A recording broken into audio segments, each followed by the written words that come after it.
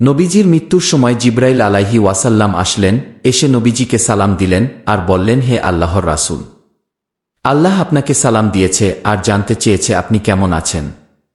আল্লাহ সব জানেন, তারপরও আপনি কেমন আছেন সেটা আপনার মুখ থেকে জানতে চেয়েছেন।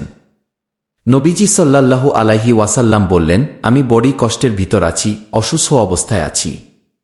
তখন জিব্রাইল আলাইহি ওয়াসাল্লাম বললেন, ইয়া রাসূলুল্লাহ, আমার সাথে আজ একজন নতুন ফেরেশতা এসেছে, যে ফেরেশতা কোনো মানুষের কাছে আসার জন্য কোনো দিন অনুমতি চায় নাই, আর কোনো দিন অনুমতি চাইবেও না, শুধু আপনার অনুমতি চায় আপনার কাছে আসার জন্য। আর সে ফেরেশতার নাম মালাকুল মৌত।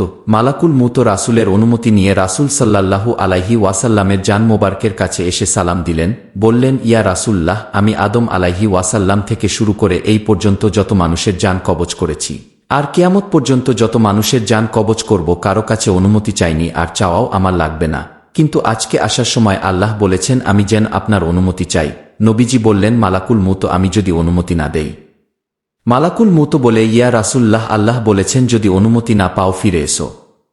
আল্লাহু আকবার। এখন শুনবেন নবীজির গোসলের সময়ের আগের মুহূর্তে ঘটে যাওয়া একটি ঐতিহাসিক ঘটনা। চলুন শুরু করি।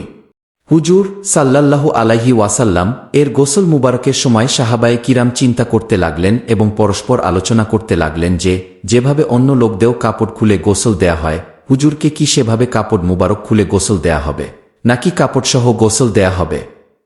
এ বিষয়ে আলোচনা হচ্ছিল। হঠাৎ সবার উপর ঘুমের আবির্ভাব হল এবং সবের মাথা বুকের উপর ঝুঁকে পড়ল।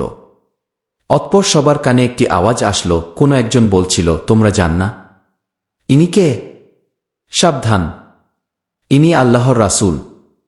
ওনার কাপড় খুলবে না, ওনাকে কাপড় সমেত গোসল দাও।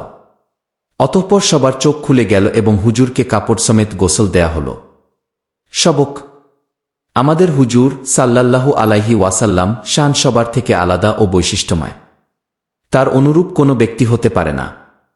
তার জিন্দেগি, বেচাল শরীফ, গোসল শরীফ, তার রজা মুবারকের শান, মোট কথা তার প্রতিটি বিষয় বৈশিষ্ট্যময়। কোনো ব্যক্তি কোনো বিষয়ে তার অনুরূপ হতে পারে না।